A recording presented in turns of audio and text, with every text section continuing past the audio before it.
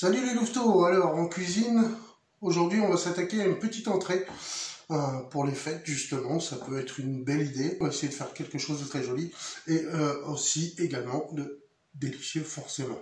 Alors ça va être un peu festif, enfin on va la faire, on va revisiter en fait la crème d'endive, ou un velouté d'endive, vous l'appelez comme vous voulez, et on va le rendre un peu plus festif.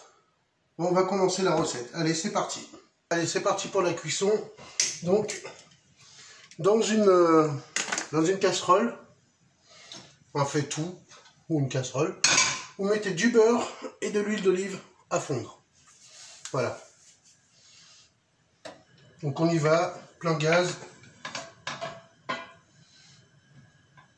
Et on attend que tout soit fondu et que le beurre soit légèrement noisette avant d'envoyer nos crevettes dedans.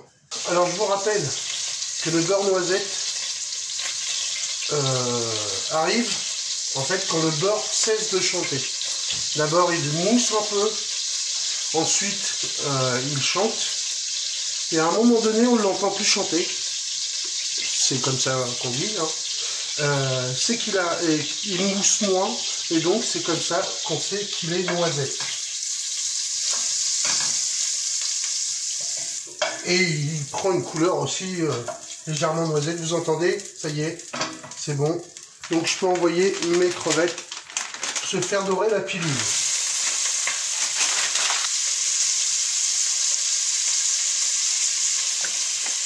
Là je vais revenir sur un gaz plus doux.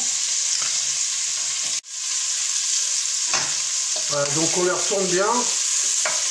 Dès qu'ils ont commencé à prendre une couleur rouge orangé on va dire, on va pouvoir les débarrasser, les mettre de côté.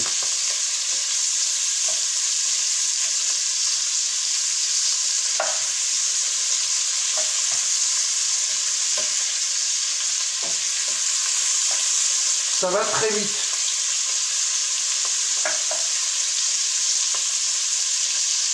« 3-4 minutes suffisent largement pour cuire une crevette.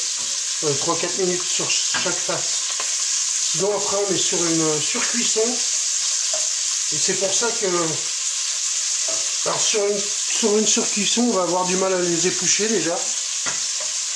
Et en plus ils vont perdre leur goût quoi.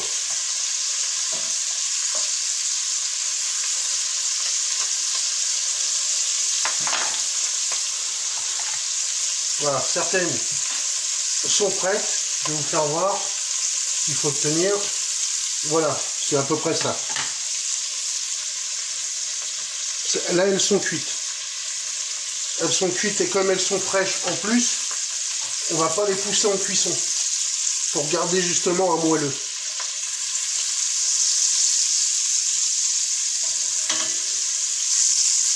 Donc on les débarrasse.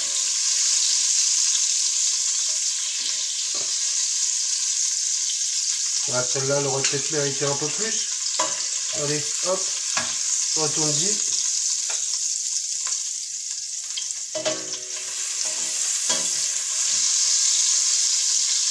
Alors du coup là, vous introduisez vos...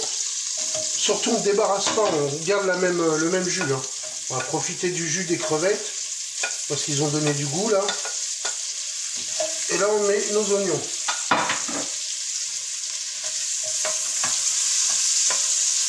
On va laisser fondre un peu et prendre une légère couleur aussi, mais pas trop. Donc, ils ont commencé à prendre une légère couleur. Déjà, ils sont devenus avant tout translucides. Ils ont pris une légère couleur. Et là, je vais venir torréfier un peu les épices. Donc, hop, un peu de curry et un peu de gingembre. Et j'ai dit un peu. C'est pour ça que j'en rajoute. Voilà. On mélange bien le tout. On laisse les épices quelques secondes se torréfier, pas trop parce qu'après ils brûlent. Et ils perdent leur qualité gustative, donc ça sert à rien de les faire brûler non plus. Voilà.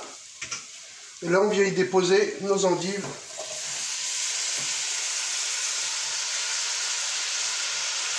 On va augmenter un peu la puissance au niveau du feu.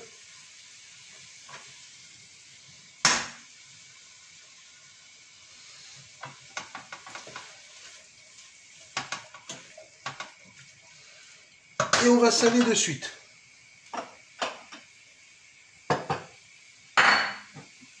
Donc du sel de Guérande, 2 pincées. On va même changer de feu, on va vraiment prendre un feu beaucoup plus puissant.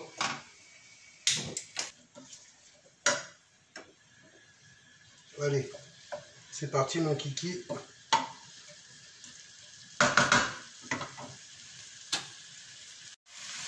Bon, pendant ce temps-là, on gagne du temps. On va préparer nos endives pour la déco.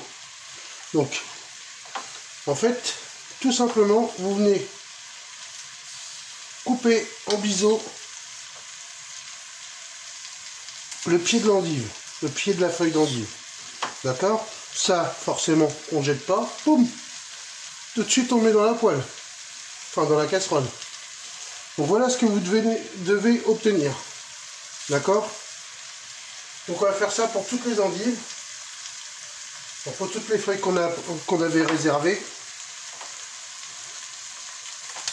Hop. En essayant de ne pas casser la côte. Pour qu'elle ait vraiment une tenue. Bon voilà, le temps d'apprêter nos feuilles d'endive.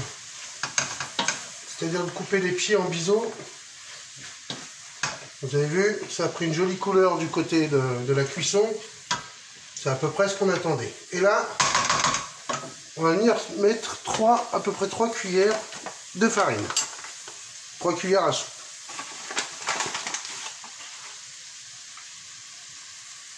Alors si vous les mettez grosses comme moi, 2 ça suffit. Enfin 2,5 on va dire.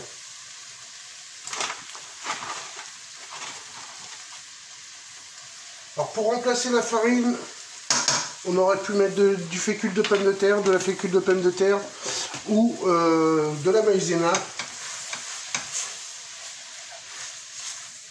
Ou encore de la pomme de terre tout simplement. 3 petites pommes de terre écrasées, ça... En fait, on va rechercher à avoir un peu de corps quand même, pour que ça fasse comme un velouté. Pas trop une soupe, mais plus un velouté. Voilà, donc c'est pour ça qu'on vient mettre de la farine, pardon. Et je suis reparti dans mes pensées, moi, j'oublie de parler. Donc quand on arrive à ce résultat-là, voilà, ça fait une espèce de pâte, en même temps qui enrobe la cuillère, oui aussi, dans les endives et la cuillère. On vient mouiller à peu près avec 1 litre d'eau.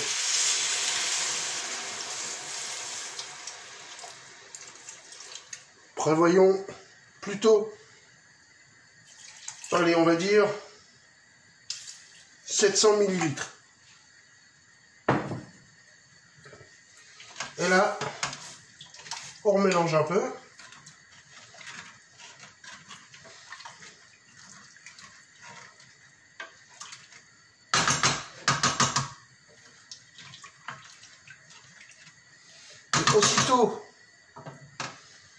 Aussitôt que ça va venir rebouillir, qu'on va obtenir une ébullition, on va couvrir. Surtout, il faut bien couvrir. On va essayer de garder les saveurs pour qu'elles tournent entre elles. Et là, vous pouvez aussi rajouter, hop, un petit peu de sauce soja. Mais pas trop, pour pas brunir justement la sauce. On va essayer de la garder, on va dire, le plus blanc possible. Donc, c'est arrivé à une légère ébullition. Je le mets sur un feu beaucoup plus doux. Et là, vous vous rappelez l'astuce pour les bouillons de côté. Voilà, c'est les bouillons de Rouget Barbé. Voilà. Et bien justement, j'ai pas de bouillon de marque industrielle à la maison. J'en ai plus depuis que je fais ça. J'en ai même refait au crabe, au tourteau pour être plus précis. Voilà, et là je vais en mettre, ouais, je peux en mettre 5. allez, soyons fous, 6 pour que ça ait du goût. Ça va ramener un petit peu de cachet au goût déjà de la crevette. Voilà. Donc ça retourne au congélo. Et ça, j'attends l'ébullition et je couvre. Donc voilà. Hop. Je laisse à couvert pendant 20 minutes. À feu très doux. Pendant ce temps-là, je prends 2 œufs. Je les clarifie. C'est-à-dire, je sépare le jaune des blancs. Voilà. Ils sont beaux tes œufs, Yannick. Je les adore. Ils ont un jaune pétant. C'est un poteau qui me livre mes œufs.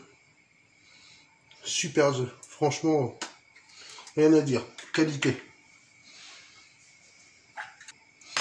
Donc, ça, les blancs, on les met de côté, on les rangera au frigo. On n'a pas besoin pour l'instant. Pas pour ce soir. Donc, on va pas les jeter. On va bien en faire quelque chose. Ensuite, je viens tout simplement dans les jaunes d'œufs y mettre à peu près 10 à 15 centilitres de crème fraîche épaisse, entière, n'est-ce pas? Voilà, on mélange bien. Pareil, on réserve au frais. Bon, voilà, nos 20 minutes sont passées. On obtient vraiment, c'est presque déjà crémeux. Et maintenant, tout simplement, toi tu restes là. Ok, d'accord. C'est pas moi qui commande ce soir. On va y aller au plongeur. Alors, un petit conseil, parce que c'est vrai que les plongeurs, généralement, on les trempe dedans et on a l'habitude d'éclabousser partout. Alors, un petit conseil, c'est avant même d'allumer votre plongeur, vous mettez votre plongeur au fond. Voilà, tout simplement. Et hop.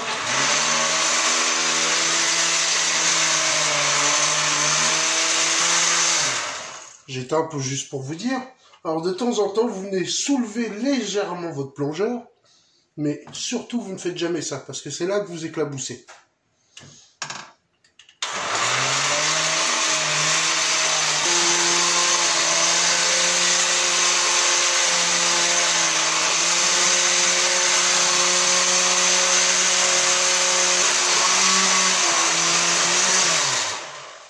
Voilà. Donc quand on a obtenu ça déjà, alors bien sûr ça va de soi, plus vous allez le mixer et plus ça va être vraiment fluide. Hein, ça c'est le bœuf à bas. Alors, nos petites préparations avec les œufs et la crème fraîche, on va venir prendre un peu de notre velouté qu'on va venir mettre dans notre préparation à la crème fraîche. Alors ça va éviter que les œufs cuisent. D'accord? Parce qu'en fait, ils vont nous donner un épaississant. Et si on plongeait directement notre préparation à la crème dans le fluide très chaud, nos jaunes d'œufs vont cuire. Donc c'est pas ce qu'on recherche. On veut juste qu'il lie. En fait, ça sert de liant à notre sauce, en plus de notre farine. Et là, hop, tout simplement, on vient mélanger le tout. Alors là, on va venir ajouter, c'est ce qui va faire aussi que ça va être festif. Là, j'ai choisi un fromage frais, fouetté, avec de la noix, à base de noix. Donc on va venir, soyons généreux, complètement mettre la moitié de notre fromage. Voilà. Bien sûr, on va venir goûter pour ajuster. N'oubliez jamais, hein, ça c'est le plus important.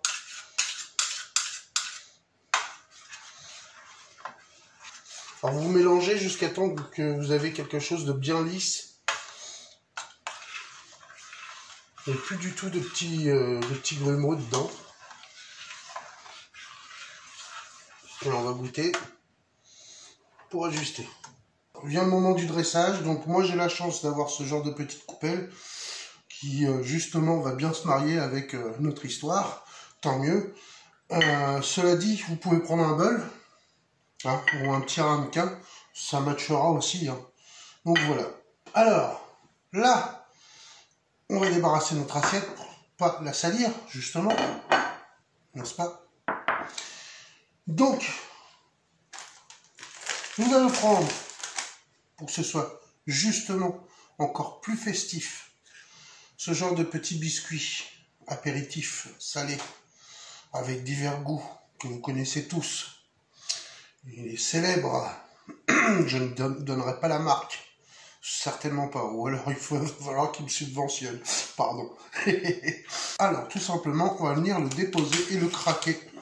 Voilà, tout simplement avec les doigts comme ça, faire de la grosse miette, à peu près 2 par coupelle, dans le fond, hein, voilà, tout simplement. On vient, et hop. Ça va nous amener du croustillant et une petite surprise.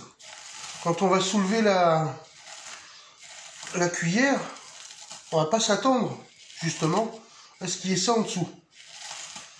Donc voilà, à peu près 2 par coupelle. Hein. Donc moi, je les ai pris goût bacon, mais il en existe goût oignon, goût ceci, goût cela, et goût stato. Allez. Hop, hop. Donc là, vous venez tout simplement déposer, attention de ne pas trop salir, dans votre coupelle une louche de votre préparation à l'endive, de votre velouté. Alors moi, je l'ai remixé un peu au fouet électrique pour vraiment qu'il soit bien homogène. Vous pouvez le faire aussi. Et à ce moment-là, le gars, et bien, ces 2 petites embarcations là, ils vont se transformer en bateau.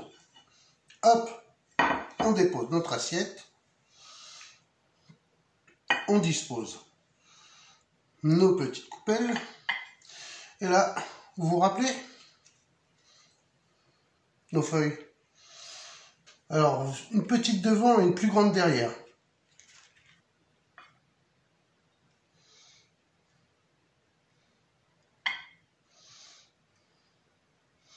Voilà. Et là, on va venir y déposer nos petites crevettes. 3, 4. Bien, mes amis, voilà. On a réussi à faire ces jolies petites coupelles là, qu'on va surnommer, enfin, que j'ai appelé l'endive mais les voiles. Et oui. Alors, c'est une entrée que vous pouvez servir chaude ou froide. Voilà, c'est une entrée plutôt festive qui va plaire à grand monde, même à ceux qui ne mangent pas d'endive. Je vous garantis que là, c'est juste superbe. Je vous dis à très bientôt. Ah oui, autre chose, sachez que la plupart de mes recettes ne viennent d'aucun grimoire, d'aucun livre, d'aucun... Voilà, c'est tout in the tomahawk, de la tête. Et que, voilà, je tenais à vous le faire savoir quand même. Même si on a les bases, tout cuistot connaissent les bases. Hein, donc voilà, on se sert des bases et après on conçoit des recettes et on arrive à obtenir ce genre de petites choses qui peuvent être très sympas. Voilà, donc je vous souhaite de réussir cette recette et je vous souhaite de bonnes fêtes, mais je pense que d'ici là il y aura d'autres vidéos. Donc surtout si vous avez des suggestions par rapport aux fêtes, si vous avez des questions, comment on fait ceci, comment on fait cela, n'hésitez pas. Les commentaires sont là pour ça et je me ferai un plaisir de vous répondre. A très bientôt les louveteaux pour une nouvelle recette.